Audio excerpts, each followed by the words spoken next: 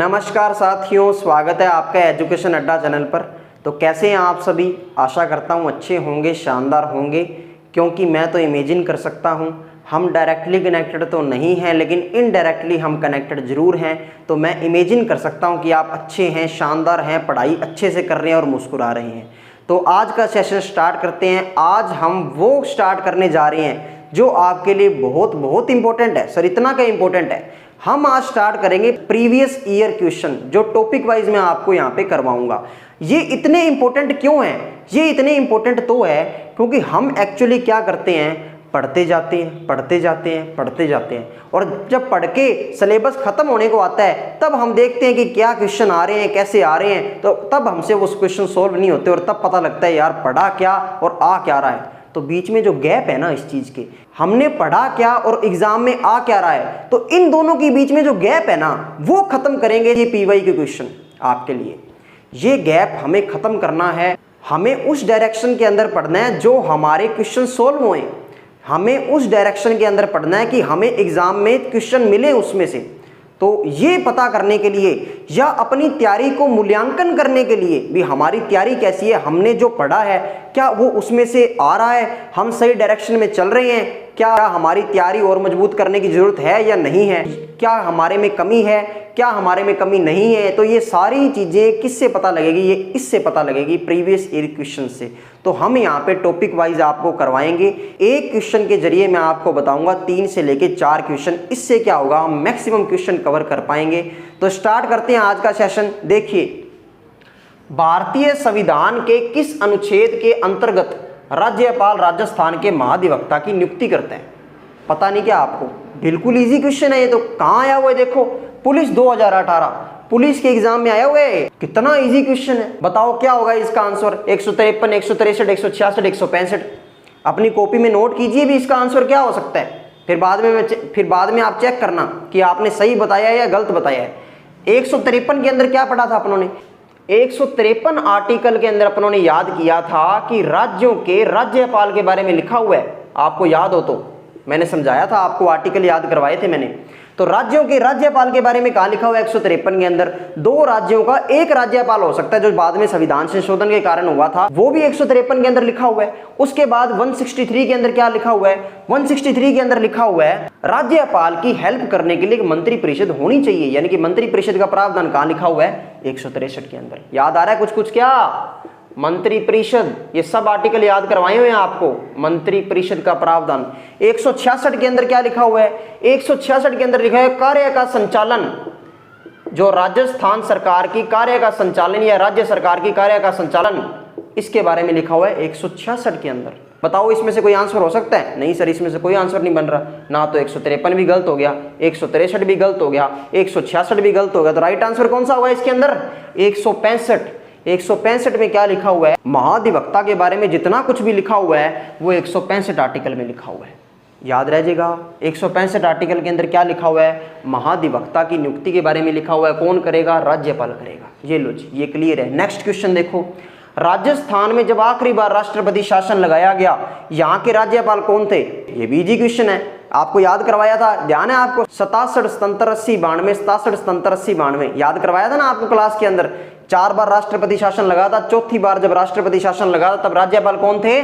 M चेना Reddy. और उसके बाद देखो गुरुमुख निहाल सिंह, ये हो सकते हैं क्या? नहीं हो सकते। क्यों नहीं हो सकते सर? क्योंकि ये प्रथम राज्यपाल हैं। प्रथम राज्यपाल यही थे, गुरुमुख निहाल सिंह, तो प्रथम तो होएंगे नहीं। ठीक है। उसके बाद रघुकुल तिलक, ये जब 3rd बार राष्ट्रपति शासन लगा था, 3री बार राष्ट्रपति शासन लगा था, तब ये राज्यपाल थे रघुकुल तिलक। और मैंने क्या बताया था इनके बारे में? और मैंने बताया था ये आरपीएससी के सदस्य भी रह चुके हैं। तो ये भी क्वेश्चन बन सकता है कि ऐसे राज्यपाल जो आरपीएससी के सदस्य रह चुके हैं तो क्या होगा? रघुकुल तिलक। बात क्लियर है? चलो नेक्स्ट देखो। और हरिदेव जोशी के बारे में क्या बताया हुआ है? हरिदेव जोशी सीएम थे कब? जब दूसरी बार राष्ट्रपति शासन लगा। कब लगा था? 1977 के अंदर। 1977 के अंदर जब दूसरी बार राष्ट्रपति शासन लगा तब सीएम कौन थे? हरिदेव जोशी।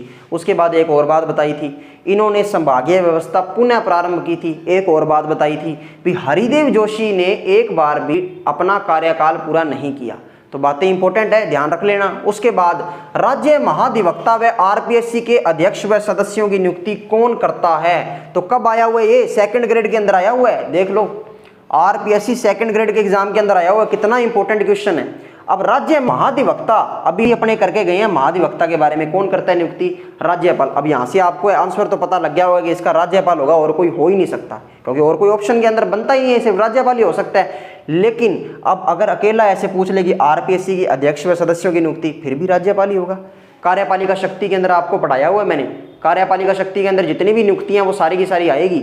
महाधिवक्ता की नियुक्ति उसके अंदर आएगी, सीएम व अन्य मंत्रियों की नियुक्ति उसके अंदर आएगी, मुख्य निर्वाचन आयुक्त की नियुक्ति उसमें आएगी, आरपीएससी के अध्यक्ष व सदस्यों की नियुक्ति उसमें आएगी। ये सारी नियुक्तियां वगैरह कार्यपालिका शक्तियों में अपनों ने पढ़ी हुई है, तो ध्यान आ रही होगी। तो देखो कितने शानदार क्वेश्चन है। अब उसके बाद पीएम नियुक्ति कर सकते हैं? पीएम नियुक्ति कहां से करेंगे? एक भी नियुक्ति पढ़ी है अपनों पीएम की? आज तक नहीं पढ़ी। राष्ट्रपति, हाँ राष्ट्रपति कर सकते हैं, सोच सकते थे अपने, लेकिन यहाँ बात किसकी हो रही है? यहाँ तो राज्य की बात हो रही है, तो राज्य में तो प्रमुख अपना राज्यपाल ही है। लेकिन अब राज्यपाल की नियुक्ति कौन करते हैं? तो फिर राष्ट्रपति है। राष्ट्रपति राज्यपाल जी की नियुक्ति करते हैं, ना कि आरपीएससी के सदस्य अध्यक्ष की नियुक्ति। तो उसके बाद मुख्य न्यायाधीश, यहां भी उसने क्लियरेंस नहीं दी भी हाई कोर्ट या फिर सुप्रीम कोर्ट, कौन से मुख्य न्यायाधीश भाई, हाई कोर्ट के या सुप्रीम कोर्ट के? तो ये वैसे ही गलत हो जाता है। तो इसके बाद ये राज्यपाल बचता है, और राज्यपाल ही इसका आंसर होगा। तो ये देख लो, ये सेकंड ग्रेड के अंदर आया हुआ है। उसके बाद ये कॉलेज व्याख्या था 2016 के अंदर आया हुआ है, ये क्वेश्चन सारे आए हुए हैं। तो नेक्स्ट क्वेश्चन देखो, नवीन प्रोटोकॉल के अंतर्गत अब राजस्थान के राज्यपाल को निम्नलिखित अभिवादन से संबंधित किया जाता है। ओ हो। ये स्टेटमेंट वाले क्वेश्चन को तो ऐसे मान लो, देख के एक बार तो हालत खराब हो जाती है, पर क्या करें, करना तो पड़ेगा। अधीनस्थ बोर्ड तो ज्यादातर क्वेश्चन आपको स्टेटमेंट वाली देगा।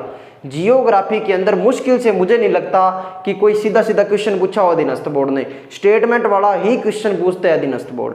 तो देख लो भाई, स्टेटमेंट वाले क्वेश्चन अपने को आने चाहिए, आदत होनी चाहिए करने की, क्योंकि इसको देख के क्या होता है, एक बार अपने को ऐसा लगता है यार बहुत मुश्किल है, लेकिन कई बार बहुत आसान निकलता है ये क्वेश्चन।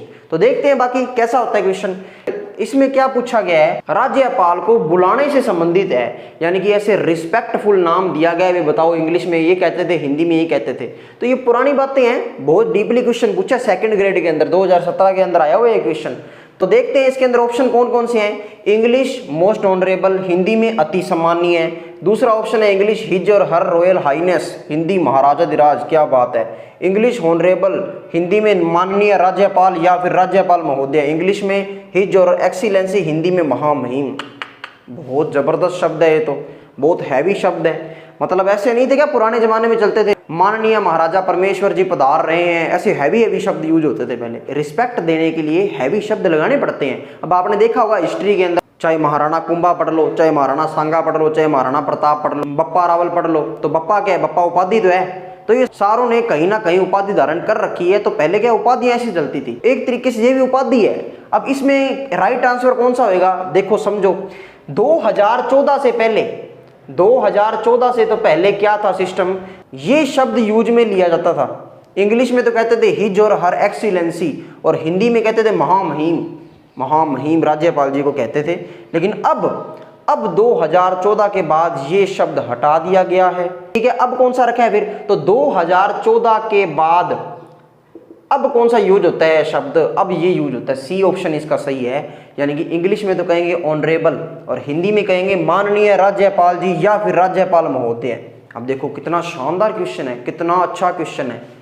समझ आ गई बात? मतलब ये क्वेश्चन अब रिपीट नहीं हो सकता, ये क्वेश्चन रिपीट हो सकता, कर सकता है एग्जामिनर रिपीट, बिल्कुल। अगर वो चाहे कि मैंने कोई डीपली क्वेश्चन देना है तो दे सकता है, कोई बड़ी बात नहीं है। तो देखिए अगला वाला क्वेश्चन, राज्यपाल की अनुपस्थिति यानी कि एब्सेंस, ठीक है, एब्सेंस होगी, उस कंडीशन के अंदर उसके दायित्वों का निर्वहन कौन करता है? याद आना चाहिए आपको, निर्वहन कौन करता है? बताइए, सोचिए, कौन करता है? जिला न्यायाधीश, विधानसभा का अध्यक्ष, उच्च न्यायालय का मुख्य न्यायाधीश, प्रोटेम स्पीकर।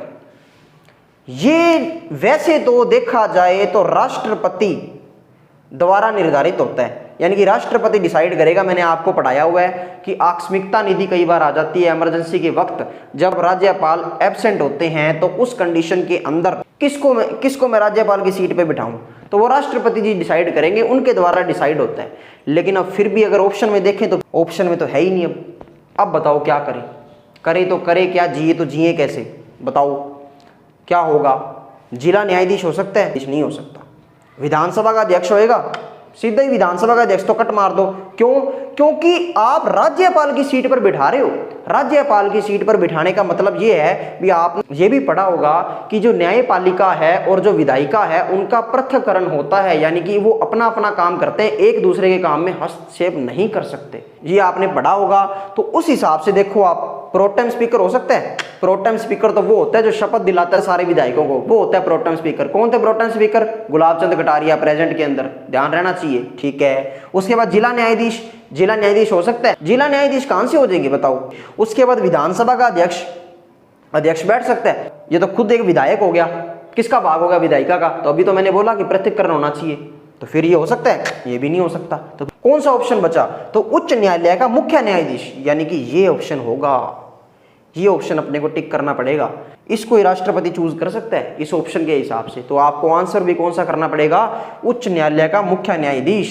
अब ये कहाँ आया हुआ है? ये ग्राम सेवक में भी आया हुआ है, फिर रिपीट हो गए छात्रावास अधीक्षक में भी आया हुआ है। अब देख लो रिपीट हुआ कि नहीं हुआ? रिपीट होते हैं क्वेश्चन कई। तो चलिए, आज हमने बहुत कुछ सीखा। वैसे तो हमने 5 ही क्वेश्चन सोल्व किए, लेकिन 5 क्वेश्चन के जरिए हमने 10 से लेके 15 क्वेश्चन और एक्स्ट्रा सोल्व कर लिए। तो आज के सेशन में इतना ही। अगर आपको कोई डाउट है तो आप कमेंट बॉक्स में कमेंट कीजिए। अगले सेशन में मिलते हैं, तब तक के लिए गुड बाय, थैंक यू।